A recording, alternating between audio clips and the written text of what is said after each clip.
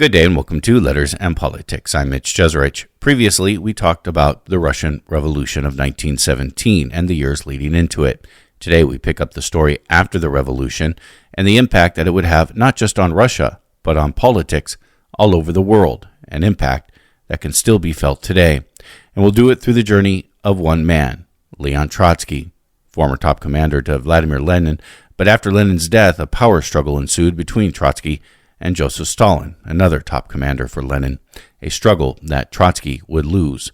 For this, I bring you an interview I conducted back in 2012 with Bertrand Patenaude. Bertrand Patenaude is the author of the book Trotsky, Downfall of a Revolutionary.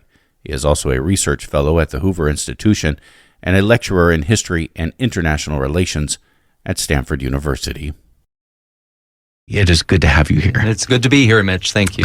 Well, let's start from the beginning, slightly before the actual Russian, or even during the Russian Revolution and Trotsky's role in it. And in my introduction, I said that Trotsky was a close ally of Lenin, which I think was true, but they weren't ideologically the same. So maybe we could begin by talking about, what was a Menshevik compared to a Bolshevik and the relationship of Trotsky to Lenin.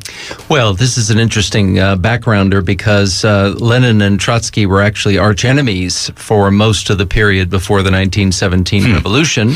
The Russian Marxist Party split. It was living in emigration, mostly, for the most part, split into two wings, Bolsheviks and Mensheviks. That was in 1903. I think within a few years, many of the Bolsheviks and Mensheviks sort of forgot what the original split was about.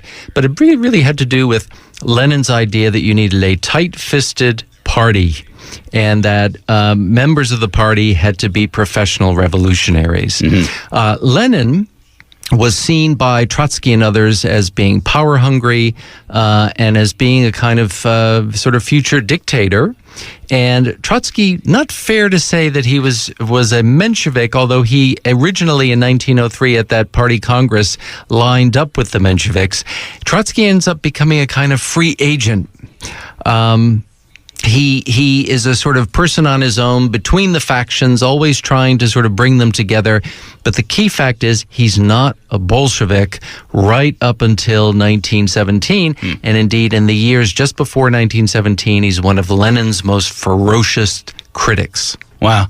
When we talk about Menshevik and Bolshevik, they're just meanings. Bolshevik is what? Majority. Menshevik is minority. Right. They took a vote at that Congress in 1903, and the majority, or the majoritarians, Bolsheviki, ended up keeping that name. That's no surprise. The mystery, of course, is why those who were in the minority on that vote, they were later in the majority, but why they decided to keep the name minoritarians. Not very inspiring.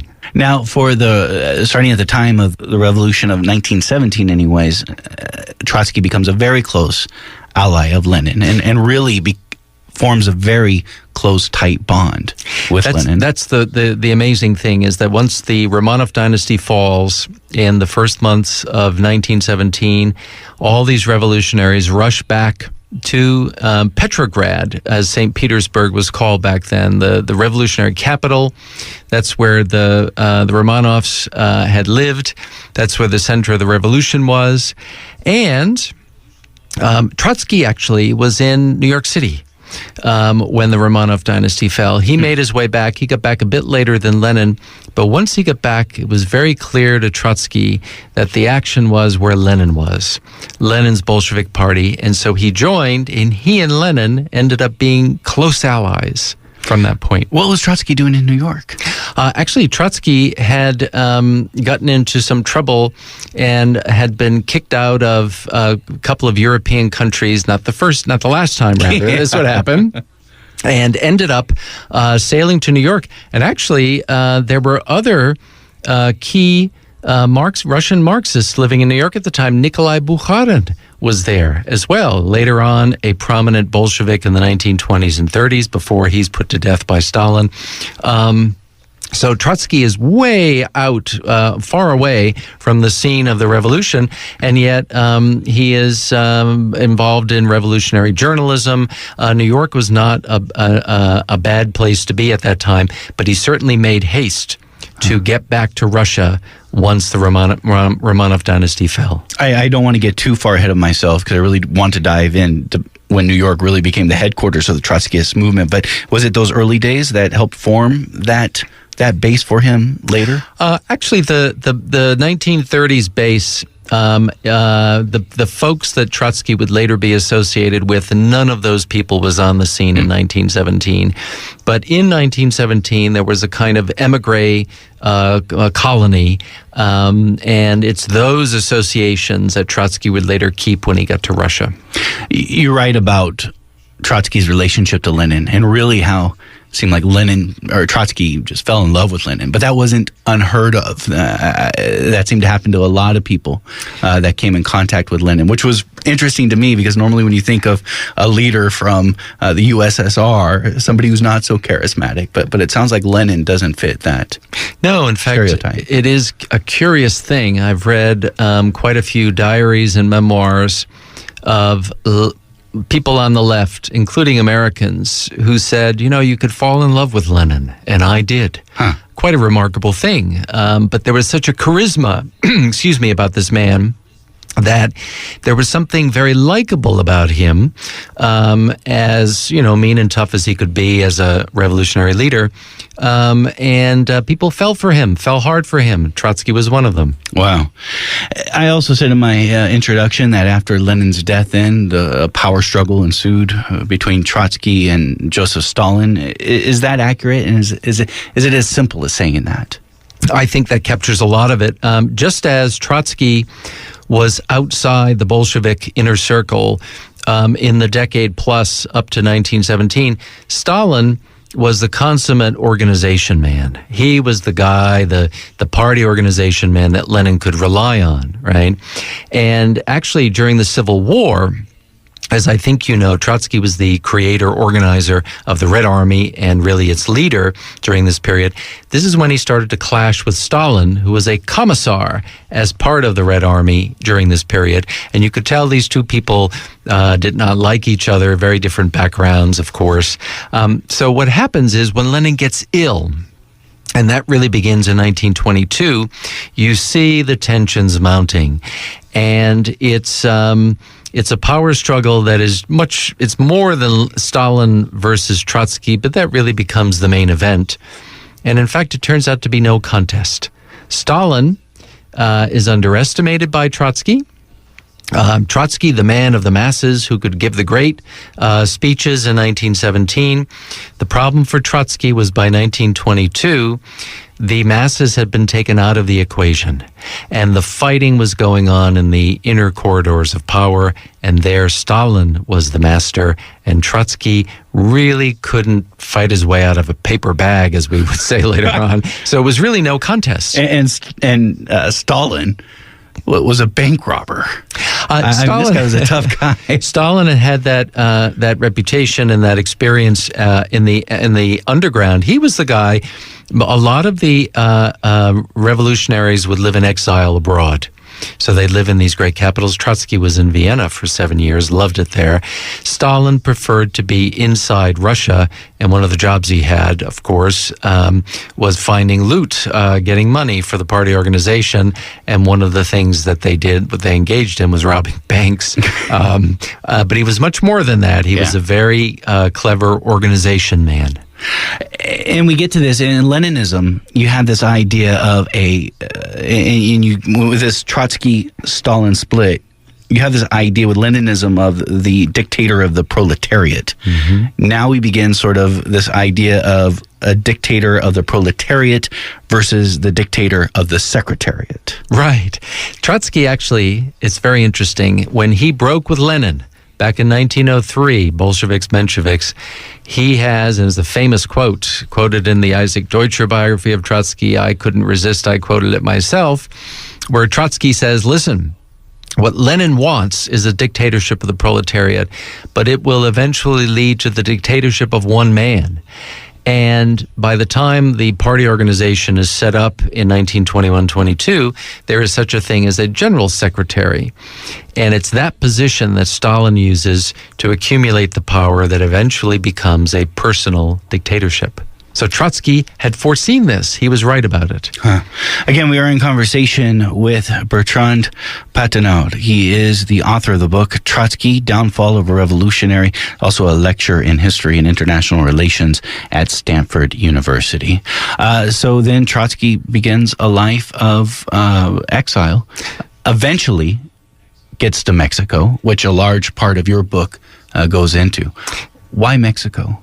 Well, first of all, he loses the battle, and of course everyone says, well, why didn't Stalin just annihilate Trotsky? In other words, just physically wipe him out back in 1929 instead of letting him go into exile in Turkey. Well, back in 1929, two things were different. First of all, Stalin hadn't accumulated the power he would have accumulated by the late 1930s when the Great Purge trials took place.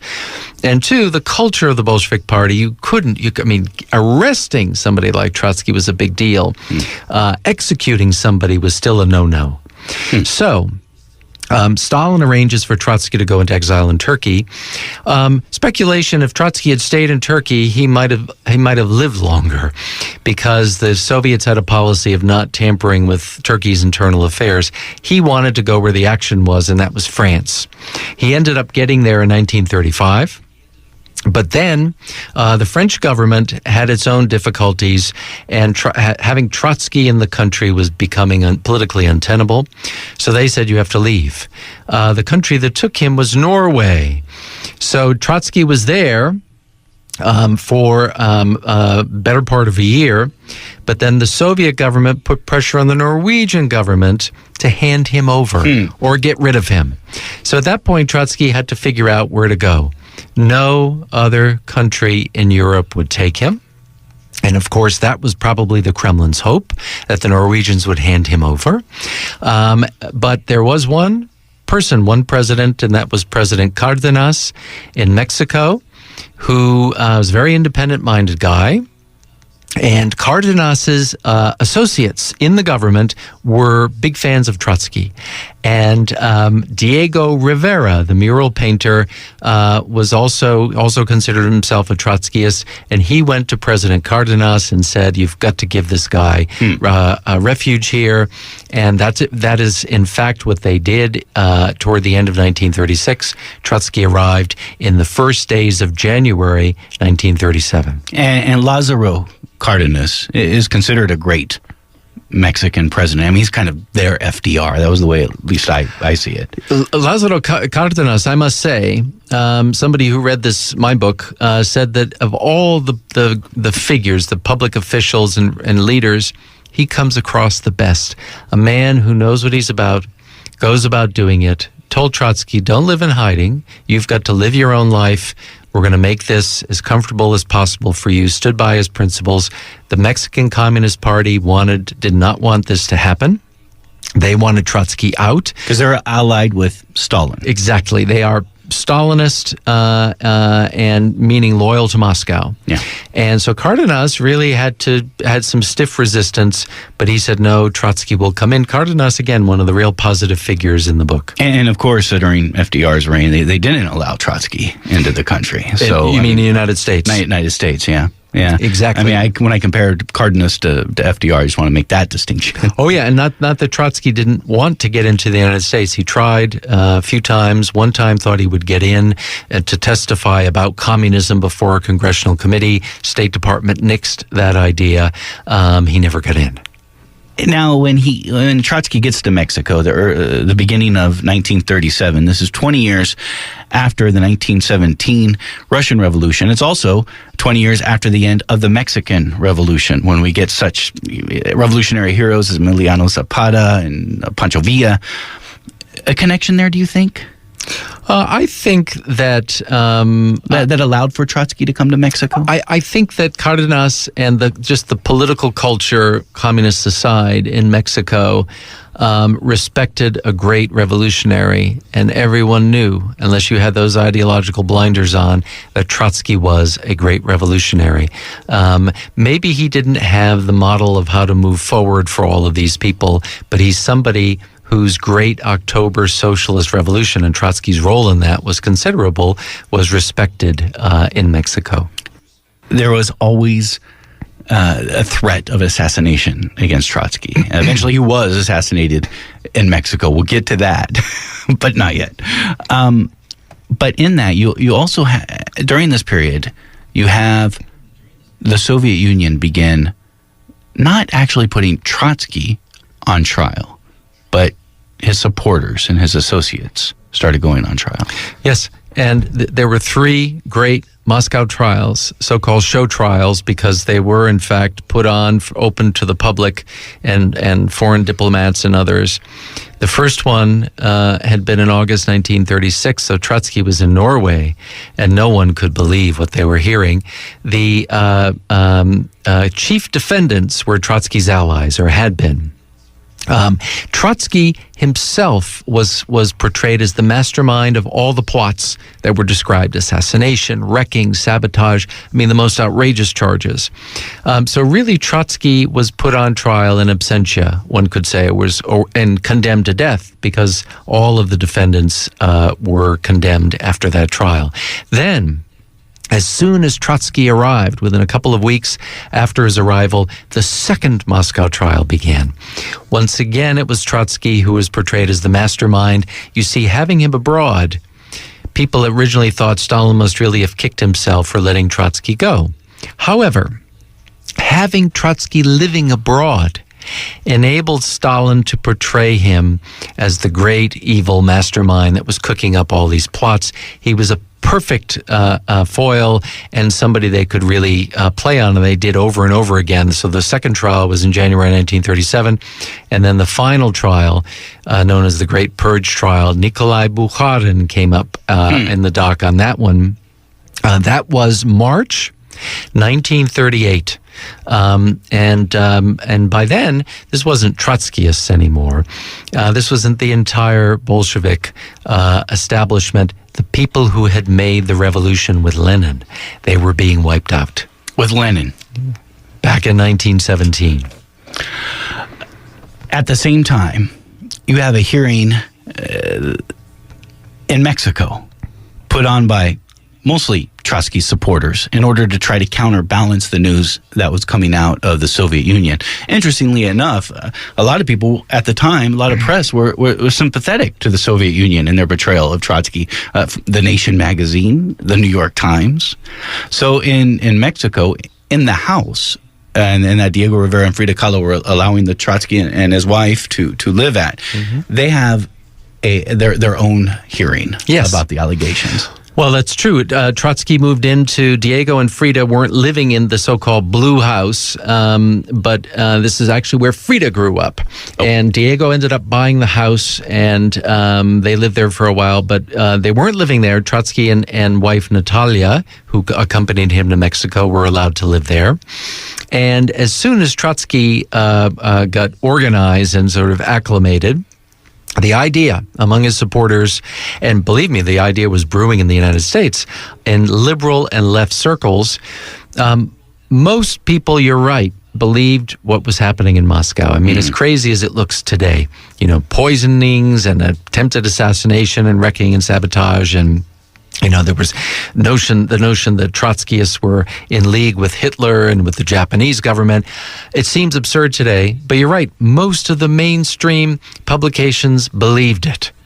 And it was in certain circles on the left and among Trotsky's followers, but also certain independent-minded types thought that they ought to put these hearings to the test. And so what they did was they decided to organize a counter-trial, in a way, hearings that would take place in Mexico and also in New York. Trotsky would be interviewed, and they would pull the evidence together. They'd look at the charges in Moscow and see if those charges were proved or not proved. Well, Trotsky was keen to have a great public figure in America sort of chair these proceedings, and he succeeded in the sense that his followers persuaded John Dewey, the great philosopher, educational reformer, and sort of at the time public intellectual, maybe the first such public intellectual in American history, to chair the proceedings. Dewey came to Mexico. He brought a few of the commission members with him, a so-called subcommission. They were there a week. They interviewed Trotsky. They interviewed some of his comrades. Very dramatic. Anyway, it took several more months to interview others in New York and to look at all the documents from Moscow. And late in 1937, Trotsky was exuberant because the Dewey Commission verdict was not guilty. In other words, the charges against Trotsky in Moscow had not been proved. This was, for Trotsky, a great propaganda victory. Was it well covered? Oh, it was massive coverage at the time. The New York Times covered it in a very big way. I mean, already you could feel by December 1937 that certain mainstream commentators were getting the point that something was wrong about the Moscow trials, and people were pulling back from an outright endorsement. But Dewey was on the radio. He was interviewed in the press.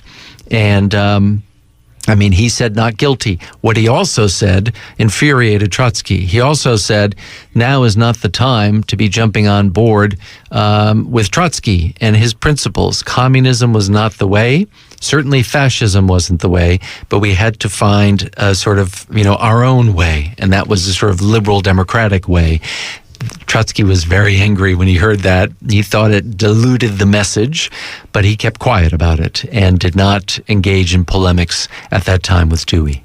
I think an important point to remember here, when we talk about Trotsky, he was against Stalin, but he was not against the USSR. And I'm talking about here what is dubbed the Russian question. That's right. And this becomes actually very controversial late in the 1930s when so many people look at the trials and they begin to feel that the USSR is no longer worth backing. And especially after the Nazi-Soviet Pact, August 23rd, 1939, there were a lot of Americans, the New York intellectuals, who were, if not Communist Party members, then fellow travelers of Moscow, and they looked at this and said, that's it. It's all over. How could we back this regime? Trotsky's idea, all the way to the end of his life, which came in August 1940, was that the Soviet Union was still a worker state. The October Revolution had caused a social revolution in Russia, and all that Stalin did was to kind of hijack that revolution and to impose a dictatorial bureaucracy on it, right? So in Trotsky's view, it was a worker state. It was a degenerated worker state, but it was still salvageable. It was still a worker state. It was still a worker state. The revolution lived on. And the revolution lived on. And all we needed to do was to form a rival international to the Third International. The Soviet Union was the head of that international. And thus Trotsky, while he was in Mexico, engineered the formation of the Fourth International. Still exists, by the way, out there. At the time, it was seen as the great alternative to Moscow. And Trotsky's hope was that the Fourth International would unite parties around the world, and that when war came, which he knew it would, that somehow World War II, the upheaval of World War II, would allow him, just as in World War I the Bolsheviks had come to power, would allow him to ride that revolutionary wave right into power in the Kremlin and restore workers' democracy to the October Revolution, to the Soviet Union. Where was the First International then? The First International is associated with Karl Marx. Back, in the 1860s. And actually, the First International gets blamed for the Paris Commune, which is just ridiculous nonsense. But nonetheless, Marx didn't mind that association. And that one was a very modest affair by the standards of what is to come. The Second International is a socialist international formed before World War I by the socialist, social democratic parties on the left. And that comes really crashing down when World War I breaks out, because the socialists ended up becoming nationalists, taking sides in the war, and really the Second International just collapses. The Third International is formed by Lenin's regime in Moscow, They had moved from Petersburg to Moscow. They had moved the capital starting in 1918, starting in 1919, and this is seen to be the successor to the Second International, and of course will lead to worldwide revolution. This is the Third International and the conventions in Moscow. That's where John Reed comes in, and other Americans who go there. The movie Reds was based off of. Yes, Warren Beatty. Exactly right. And John 10 Reed, Days That Shook the World. 10 Days That Shook the World. He writes based on seeing the events of 1917. That's John Reed. And then Reed attends especially the Second Congress of the Comintern in 1920. And of course, as Warren Beatty's Reds illustrates, he becomes disillusioned with the communist experiment, eventually contracts typhus and dies and is buried still. The only American. The only American in the Kremlin wall. That's exactly right. That's a little detour. But anyway, that was the Third International. And then Trotsky said, and he held out a long time from doing this. Trotsky said the Third International is now completely corrupted by the late 1930s, and so we need to form a Fourth International. And that was his great cause in the last couple of years before he died. And it gets back to this issue that we mentioned earlier, the dictator of the proletariat versus the dictator of the secretariat. I mean, that's sort of the heart of this, the conflict between Stalin and Trotsky. Well, that's from Trotsky's point of view. Trotsky says, look, the dictatorship of the proletariat was meant to be the dictatorship of the working class. And what happened is you had a bureaucracy. Stalin, by the way, was not an impressive figure in Trotsky's mind. Stalin merely was the embodiment of this impersonal bureaucracy, and this bureaucracy, sort of parasitic bureaucracy, grafted itself onto the workers' state, and workers' democracy came to an end. So, in Trotsky's mind, yes, we had a dictatorship of the Secretariat and of Stalin, but really it was a bureaucratic stratum up at the very top that was suffocating workers' democracy. We needed to go back to the original ideals of October. He was criticized, of course, and said, well, you didn't support workers' democracy in the good years, your salad days of 1917, 18, 19, 20, only when you were reeling in defeat or in exile did you support democracy. And he said, nonetheless, that's what we need now. We need to get Stalin out of power. What was the Communist League of America? Communist League of America, actually, in the early 1930s, a group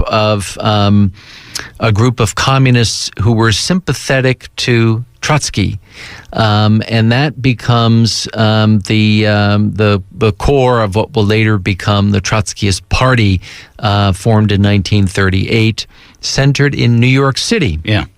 And interestingly, in the earlier days, it was Paris that Trotsky was really counting on.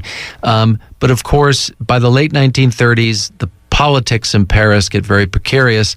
And then after World War II begins and France is invaded, there's no way to communicate with Paris. Paris will fall.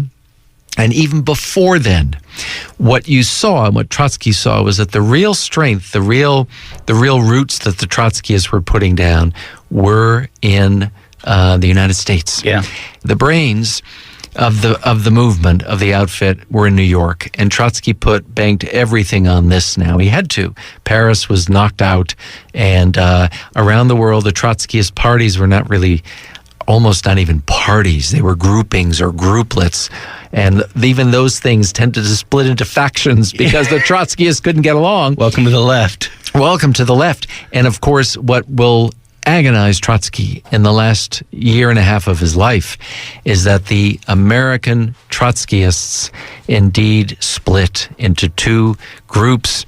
And it's over the issue of whether the USSR should really be considered a worker state.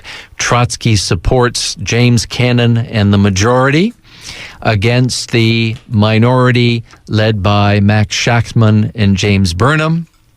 Burnham will soon leave the party entirely, and Shachtman will hang on for a while. Burnham goes to the right. And Burnham goes hard right, ends up at National Review with William F. Buckley in the 1950s.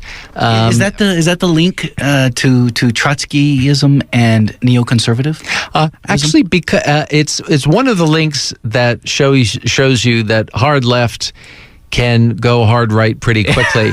National Review was never really neoconservative. But many of the people who were either Trotskyists or sympathetic to Trotsky, and they might have been at New York University or anywhere basically in the New York vicinity, several of those people end up drifting to the Democratic Party and then neoconservative wing, and then they become full-blown neocons. Yeah. They've got Trotskyist roots. There's no getting around it. And someone like Irving Kristol? Irving Kristol is a very good example. The others out there, Daniel Bell, Irving Howe, Nathan Glazer. I talk about this in my book. These are people who, if not outright Trotskyists, were very sympathetic to Trotsky's cause because Trotsky was seen as the great alternative to Moscow. Yeah. And if you still wanted to hold on to the notion of the great October Socialist Revolution, but you didn't want to be associated with Stalinism, Trotsky was the way to go. What happened, the problem for Trotsky, is that as the war breaks out, and especially as the Soviet Union aligns with Nazi Germany, a lot of people thought the whole experiment was bankrupt, and the Soviet experiment, and that it had really bankrupted itself, and there was nothing left of a worker state. Trotsky insisted that it was a worker state right to the end, and his party in New York, his Trotskyist Party, split in two. And he was distraught about this. And to the end of his life, he was arguing with the minority and toward the very end, calling them renegades and saying they should come back to the fold and support the Soviet Union. Tell me more about the dynamic between James Cannon and Max Shachtman. Well, two very different types. And this is a leftist split here, unlike when we talked about James Burnham, who went far to the right. Now we're talking factionalism within the left. Within the left, that's right. Cannon was, I would say, more sort of had an easier time associated with the working class. And he, in the 1920s, fought some great battles, including in Moscow and among the Communist Party, and was among the founders of the first Trotskyist Party. Max Shachtman, more the intellectual, had a sort of a mind of his own, more willing to question Trotsky. And so by the mid-30s, Shachtman, and I must say that he was galvanized oftentimes by Burnham, who could be a real troublemaker, and intellectually. And Shachtman was more inclined to question what Trotsky would say. Cannon was more likely to take it as the sort of theological certainty that he wanted all the other comrades to take it as. So when push came to shove in 1939, and the party split after actually the formal split comes in early 1940, but it's Cannon who is very hard-headed about how we have to line up behind the old man, as they sympathetically call Trotsky. And it's Shachtman who finally said, I can't do this. This is supporting the Soviet Union after all this and calling it a worker state. It in no way resembles a worker state. I can't do this. That was the core of the split. And the final straw was when Trotsky, which is amazing to think, is split with Joseph Stalin, and the way he would still defend the USSR when he defended the USSR's invasion of Finland. Yes, this was first of all, you get the pact, and Trotsky says, okay, we predicted this, and he had predicted that. The Nazi Soviet Pact, Yeah, the that's Soviet right, Pact. or the Molotov-Ribbentrop Pact of August 1939. Then comes the invasion of Poland, and the Soviets wait a couple of weeks, and on September 17, they invade eastern Poland. This was part of the pact. It wasn't public, but this was part of the pact. So they divide Poland in two, and then the Soviets begin to lean on the Baltic states to basically roll over and let the Soviets take over those countries and install military bases there. And then they leaned on the Finns. Well, December 1939, the Finns say no. And a war breaks out, the so-called Winter War. And in fact, the Red Army did very poorly in this. And at first, the Finns gave the Red Army a bloody nose. Yeah. And the comrades in New York looked to Trotsky. The Finns were skiing around. Their army skied. In the snow. This was the Winter War, and they knew the terrain better, and they were holding out very well. Well, Trotsky was trying to argue to the comrades that, in fact, in Poland, the invading Red Army was bringing socialism with it. There was, even though we didn't have news reports at the time telling us what was going on, the imaginations of most of the New York comrades said, boy, bringing socialism, this is hard to imagine. But it was the Finnish War and the Soviet attempt to take over Finland that really, I think, was the final straw, as you called it. And several of the New York comrades, Shachtman and Burnham leading the way, said this demonstrates that this is imperialism and that the Moscow regime does not represent a workers' state. End of the story. Bertrand, Patenaude, as we move to wrap up here, it's fascinating to me, this history.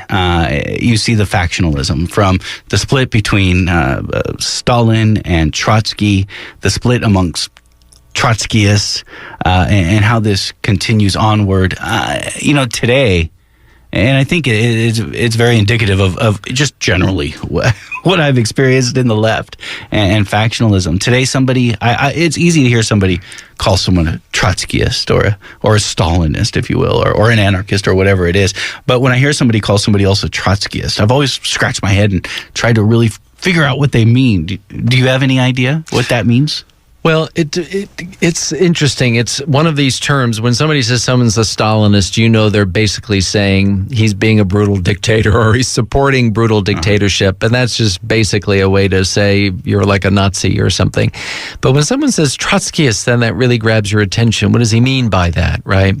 Well, if you think about people, if it's said about people like, Christopher Hitchens, and even David Brooks, who columnist for the New York Times. Yes, David Brooks. Conservative now, but back in the day, you see in the late 60s, early 70s, when people like Hitchens and David Brooks were coming of age, they were really sort of swept up in the youth, culture, youth movement. And the countercultural, I should say, movement. And it's in that period of time, that sort of late 60s, early 70s, that if Mao doesn't make a comeback or Mao doesn't sort of step up and become the hero of some people on the left, on the new left, it tended to be people like Trotsky and even Lenin. Mm-hmm. And the idea was that if, that Trotsky was still the great hope, that in other words, had the revolution followed his path and not Stalin's, that things might have turned out differently. And so I was in college in the early 70s. I had posters of Lenin and Trotsky on my dormitory room wall. It wasn't a serious thing, but there were people who were sort of serious about reading Trotsky's books and the Isaac Deutscher biography, etc. Well, for some people, it was dabbling, like maybe David Brooks. For Christopher Hitchens, for a long time, he considered himself a Trotskyist. I don't know what he meant by that, but it meant that you were, as Adam Gopnik, the New Yorker writer, said a few years ago, still left and not leaving. Still left I and thought not was leaving. a nice phrase. There's also a stereotype, I think, of somebody that Trotskyists believed in infiltrating organizations and trying to take them over. I've heard this, but saying someone's a Trotskyist, I think there's only one characteristic of Trotskyists that really it's hard to argue with, and that's their penchant for splitting into little smaller and smaller factions. Yeah. Whenever you find two or more Trotskyists, maybe it was Irving Howe who once said this, they'll eventually split over something. And that was the problem of the Fourth International. Because the Trotskyist groups kept splitting and splitting and splitting. And today, I mean, even today, usually when we talk about the sort of post-World War II Trotskyism, it's sort of 60s and 70s. But even today, you have people who call themselves Trotskyists and others who call themselves Trotskyists, and you couldn't put them in the same room. Yeah. That's the problem here. And you said earlier the Fourth International still exists. I believe there are quote-unquote Trotskyists who still claim to uphold and to carry on the tradition of the Fourth International. You'd have to Google it. But I think that's true. Bertrand Patenaude, I thank you. My pleasure, Mitch. Thanks.